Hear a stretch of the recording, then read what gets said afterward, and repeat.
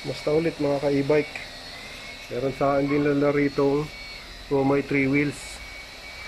Ayan, kung mapapansin nyo, tabingi yung gulong sa harapan. So hindi natin alam kung kaproblema ba yung tinidor nito, yung tipos, or bearing lang maluwag. So ang gagawin natin is bubuksan natin to, palitan natin bearing kung kailangan palitan ng bearing. Pero kung tinidor, obligado bibili talaga ng tipos nito. Okay, so tanggalin ko muna yung mga pairings niya sa ulo para mabunot yung manibela. Okay, pakita ko sa inyo kung paano. So mga ka-e-bike, tanggalin muna natin yung mga pairing.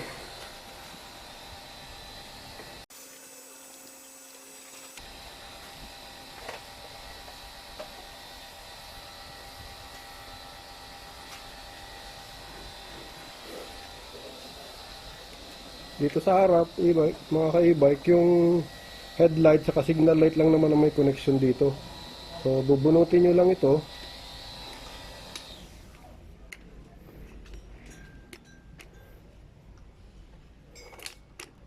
Bunutin nyo lang ito. Pinipisil lang ito, tapos bubunutin nyo. So pwede nyo nang alisin yung ulo.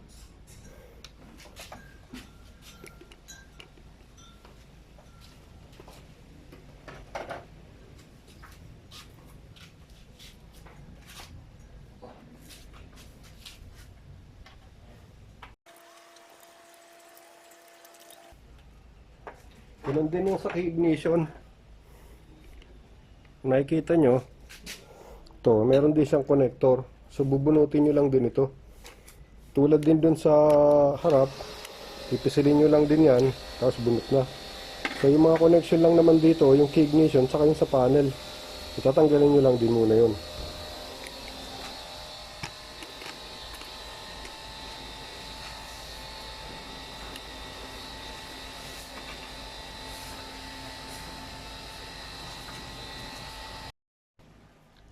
So ayan mga e-bike, pagkatapos matanggal yung ulo, bali ito ang itsura yung pinaka handlebar niya. Yung handlebar niya, kasama na yung pinaka post niya, kasama na. Pero katulad sa bike, meron din siyang ang style ng paglalak nito ron sa loob, katulad nung sa bike din. Yung pag niluwagan mo ito, meron siyang isang maliit na naka-slant dun sa ilalim na nut, yun ang humihigpit. So luluwagan mo lang ito. Ang medyo matrabaho lang dito mga ka-e-bike is kailangan mo rin luwagan yung sa brake cable mo, kabilaan, kasi pag binunot mo siya, yung wire na to, kung pag nakakabit, hindi mo siya mabunot kasi mahaba pa ito eh. Mapapansin nyo, yung pinaka post na ito, yung handle post, mahaba pa yan, mga hanggang dito. So pag binunot mo siya, kailangan maluwag ito, itong mga kable na ito para mabunot mo siya ng gusto. Ngayon, para maluwagan mo naman siya dun sa ilalim, luluwagan mo yung yan, luluwagan mo yan saka dito sa kabila. Ito hindi na to original yung brake nito sa likod eh, so ang gumagana na lang dito is kaliwa, hindi na siya yung dual yung kabilaan. So dito isa na lang yung luluwagan ko, parang ganun din, luluwagan mo lang din katulad nun. Yan, yung sa spring na yan, tatanggalin mo lang siya. Pag natanggal na, luluwag na to, may aangat mo ito. So luluwagan natin. So ganito lang siya mga ka-e-bike. Ito medyo dinidetalye ko para dun sa mga baguhan na hindi pa masyadong marunong, para at least may idea sila. So luluwagan mo lang to, para din sa iba sa motor ganito rin. Luluwagan mo lang ito.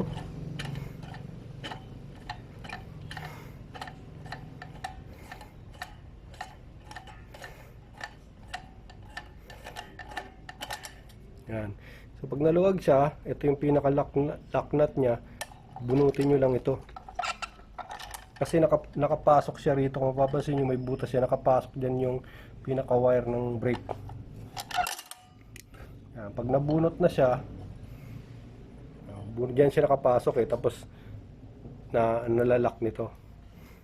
So pagka nabunot nyo na, yan, spring, so maluwag na siya, mabubunot mo na ron sa taas.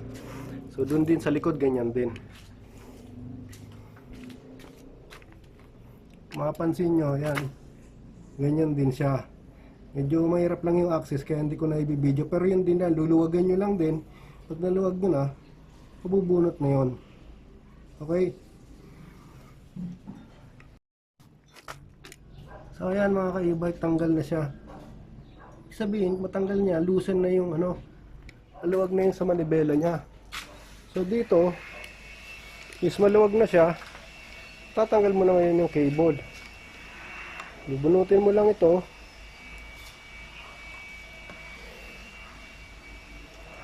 Yung pinaka nipple niya, hindi dito sa loob. Ito. Dali ha.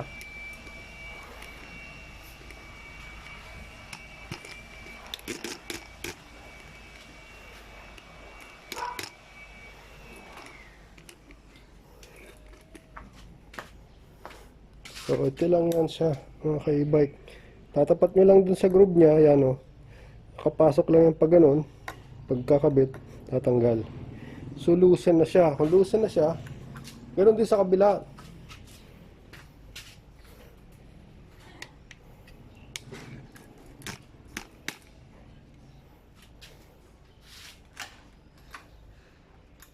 Tanggal na. Tanggal na yung dalawang cable.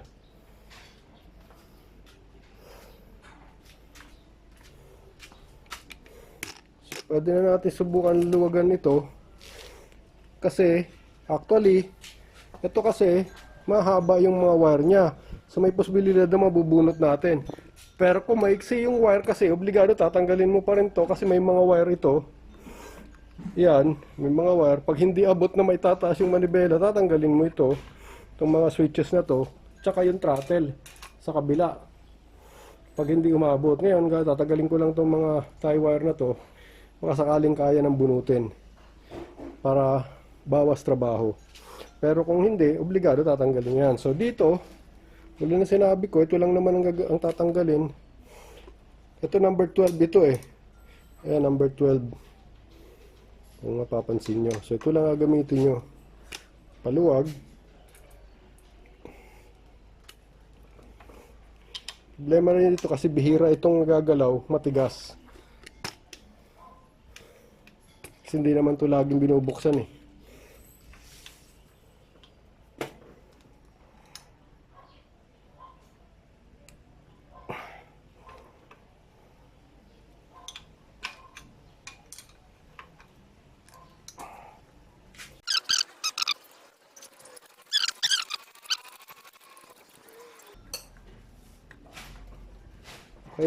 Okay mga ka-e-bike. So loose na siya. Pwede natin bunutin. Yun. Ayan. So swerte, naabot na yung mga cable, di natin ba kailangan tanggalin. Ito yung sinasabi ko sa inyo mga ka-e-bike, parehas lang ito sa bisikleta. So habang hinihigpitan nyo to, tumataas ito. Since hindi sila pantay, yung kinalalagyan nito tubo, habang hinihinga mo to, humihigpit siya. Humihigpit kasi ito, tumataas to eh. Yun ang itong kumakapit dun sa loob ng tubo, para pag iikot mo yung manibela, sasama siya. So, yan, ganyan lang. Di ko maalala kung anong tawag dito eh. Nut din siya pero slanting nut siya eh. Siya yung sumasanggay rito. Ganito sa mga actors, sa mga bike, ganito rin ang sistema ng manibela nila. Yung mga sinaunang bike, mga standard na bike.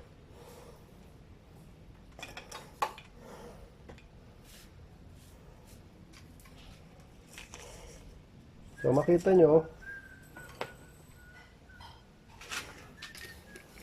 nyo yan,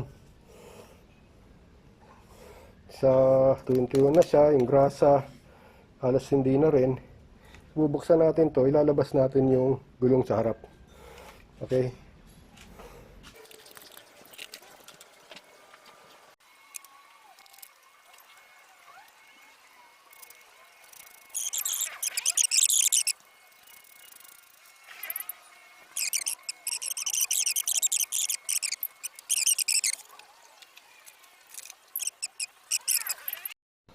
So ayan mga ka-e-bike, natanggal na natin yung tinidor. Ngayon alam na natin ang culprit. talagang nabaluktot yung tinidor. Ayan, mapapansin nyo, baluktot talaga. So no choice, kailangan palitan nito. Yung iba, nagawa ng paraan, pinapalo or ano, pero hindi ako gumagawa na dyan kasi manibela ito eh. Delikado pag mga ginawa na lang ng paraan. So, re-recommend ako talaga sa may-ari nito, palitan ito.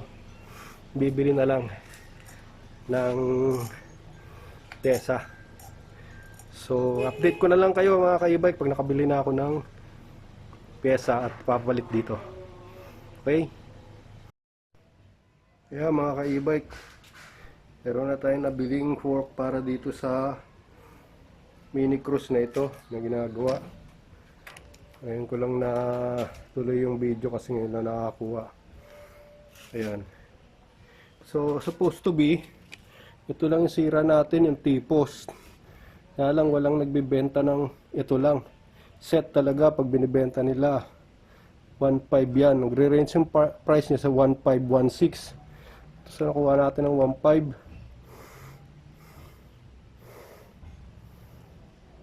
Yan ngayon ang ipapalit natin. So, buo na natin papalitan. Okay, tuloy lang natin yung gawa natin. So, yan mga ka-EB. Bago natin bago natin ikabit, kukunin natin ito. Ito, napapansin nyo. Yung yung upuan ng bearing sa ilalim. Kukuhain natin yan. Kasi kung mapapansin nyo, walang ganyan yung bago. Ayan o. Wala siya. May kasama. Kasama kasi yan sa set. Kasama ito sa set ng bearing eh. Yung headset, kung tawagin. Kasama yan. Diyan nakaupo yung bearing eh. Ito yung bearing. Yan yung bearing. Diyan nakaupo. Yan. Diyan siya nakaupo, ganyan. Upo siya. Kaya kailangan natin yan. So, kukunin muna natin yan. Lilipat natin dito sa kabila. Lipat natin dyan para maigamit natin yan. Yung bearing na to papalitan ko na rin ng mas bago kasi medyo yupi-yupi na rin yung bearing. Hindi naman sila tanggal sa pinaka niya, sa pinaka cage niya. Pero may mga yupi-yupi na, so papalitan ko na rin siya ng bago para total binaklas na rin lang. So yan muna tatanggalin natin.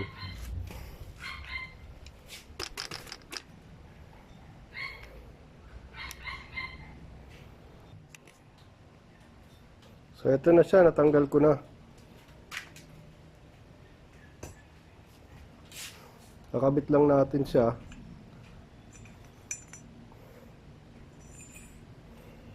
Yan. Ganyan. Ito, medyo papaluin nyo na lang papasok para kumapit siya dun sa bago.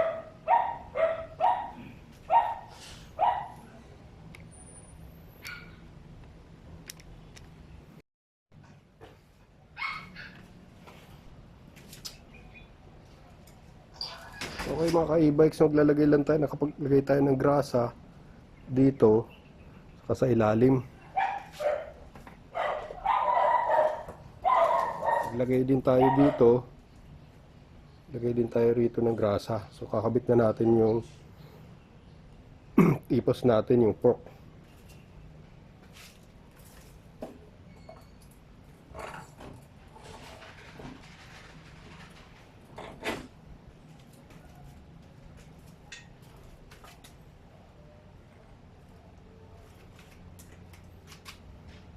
Bit na rin natin yung bagong bearing.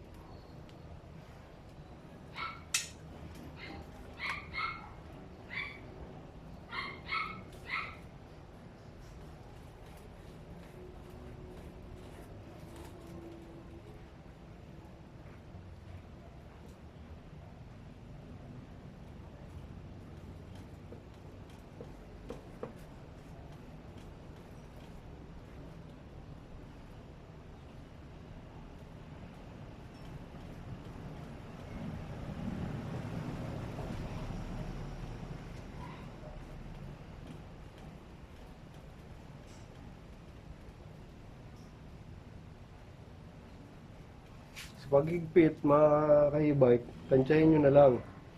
Hindi masyadong maluwag, hindi rin masyadong maigpit. Katulad nito, mapapansin nyo, dapat pa stopper ito dito eh. Kaso yung itong mismong frame niya, walang naka-welding na stopper. So tinan mo, 360 degrees yung ikot. Ito ang problema eh. Hindi ko alam kung nakalimutan nila yung welding ng stopper dito eh. Kasi dapat pag ganyan, hanggang dito lang, may stopper yan dito. Kasi ganun din dito sa kabila. May malapad na stopper yan eh. Kung mapapansin nyo sa iba,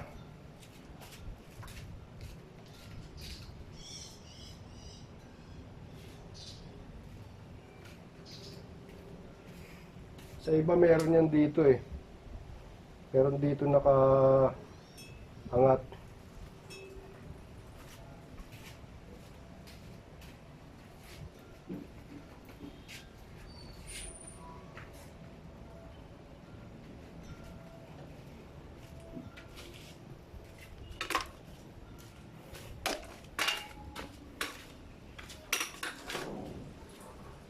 Ito kung mapapansin nyo, mga ka-e-bike, ito mini eagle to.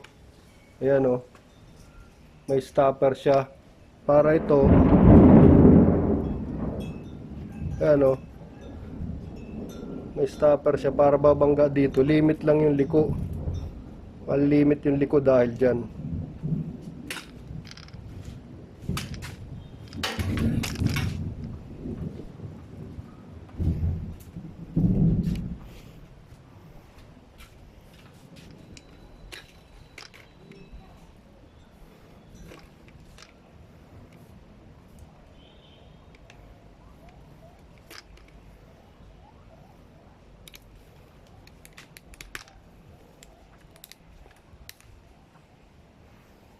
Ang hirap kumilos ng may glove sa kamay.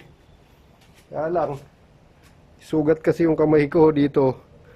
Nasaludsod ako ng bakal sa huling ginawa ko na e-bike, kaya kailangan mag-gloves muna.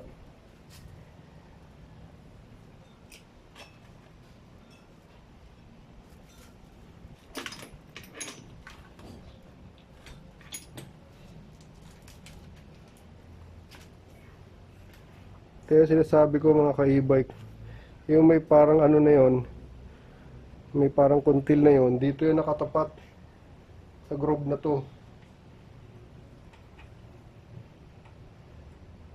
Ang purpose niya para mag-lock.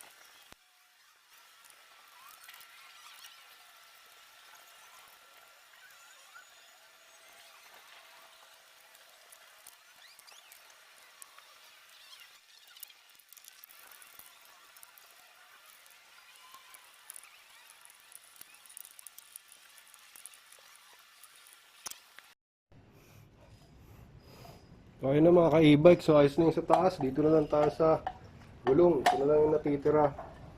So, kunting tutorial na rin mga ka-e-bike doon sa mga hindi masyado marunong pa. Basically, yung gulong ng ganitong, kahit sa ibang e-bike, basta ganito ang brake, yung shock niya, merong ganito. Papansin nyo may nakausli. Yan, ang lock yan dito sa drum brake para hindi siya sasama sa pag-ikot. Nakalock siya bali dyan. Yan o. Ganyan. Ewan ko lang kung nakikita nyo. Ganyan. Yan siya o. Nakalock siya dito para hindi sumama sa pag-ikot. Tapos kakabit na lang natin dito. Kakabit natin yung ehe, yung axle.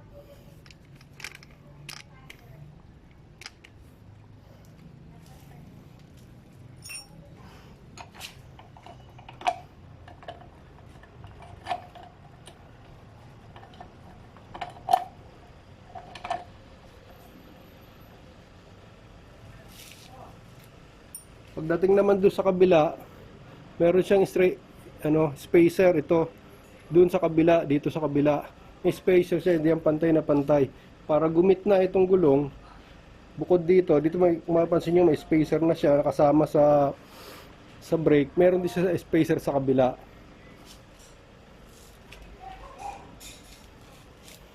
So itong spacer na to, mga ka-e-bike, dito siya nakalagay.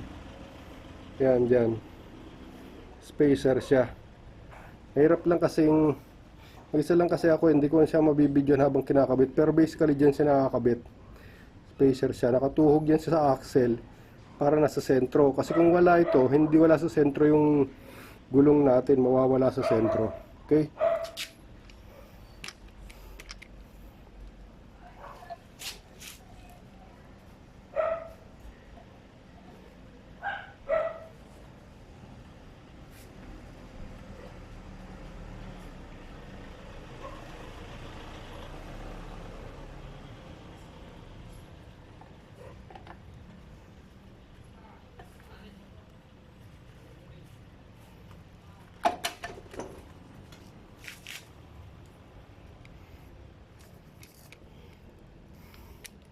Bale yan siya. Ito yung spacer. Tapos nakapasok yung ito yung dulo ng axle.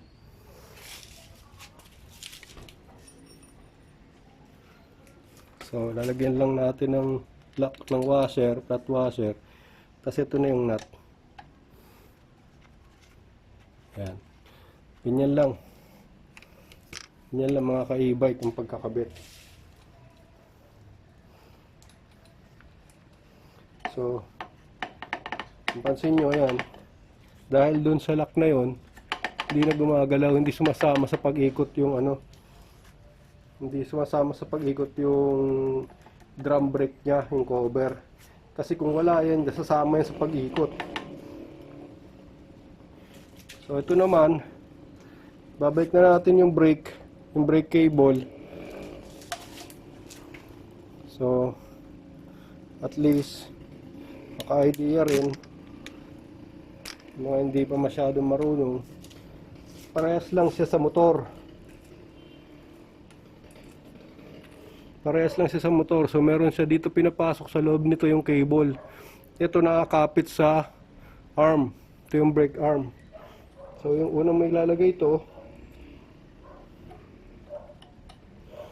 tapos yung cable papasok mo dito kasi ito yung pinaka-stopper ng housing. Ito lang naman ang hinihila mo dun sa taas. Ito lang. Pag wala itong stopper, sasama rin ito sa paghila mo. Then yung spring para babalik ang handle mo. Tutulak mo lang siya. Pasok mo yan dito sa butas. So, pag lumampas na, kakabit mo ngayon itong nut. Ito yung adjuster para pwede mong luwagan o higpitan yung cable mo, yung layo nung pagka magpipindot ka ng ano, ng brake.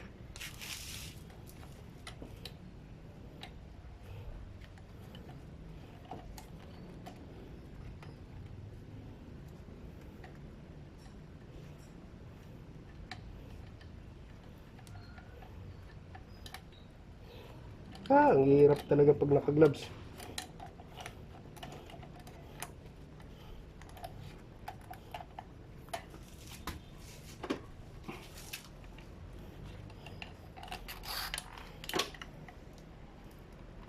Hirap pag naka-gloves.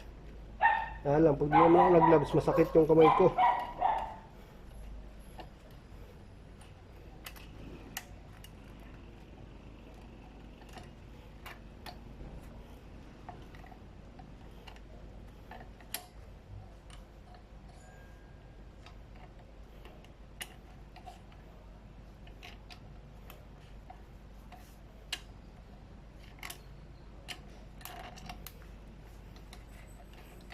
Naipit pa, walastik naman oh. Tapos na eh. Atras tuloy.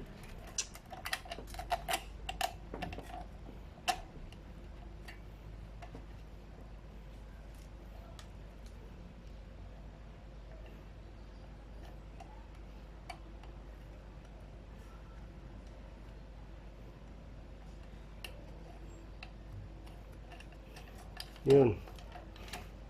Hanggat din.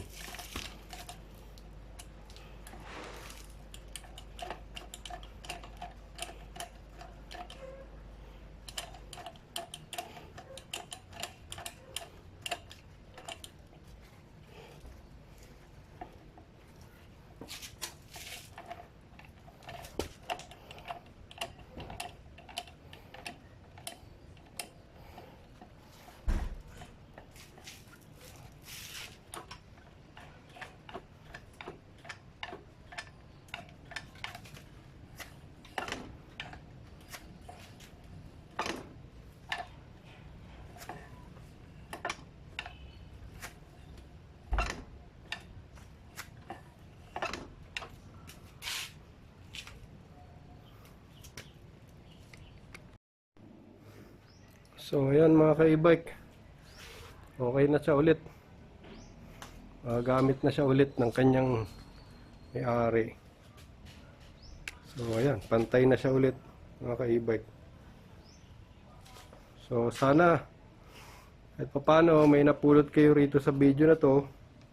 Mga hindi madali lang naman kasi to, simple lang. Para dun sa mga hindi pa masyadong pamilyar, di sana may napulot kayo. Makatulong man lang sa inyo konti. May idea naman kayo, pwedeng kayo na lang gumawa. Okay? So yan lang mga ka-e-bike. Pa-like na lang, saka pa-subscribe na rin. At pa-link na lang din sa iba para dumami pa yung mga maturuan natin ng mga tips na simple sa pag-maintain ng e-bike. Okay po, salamat po, God bless.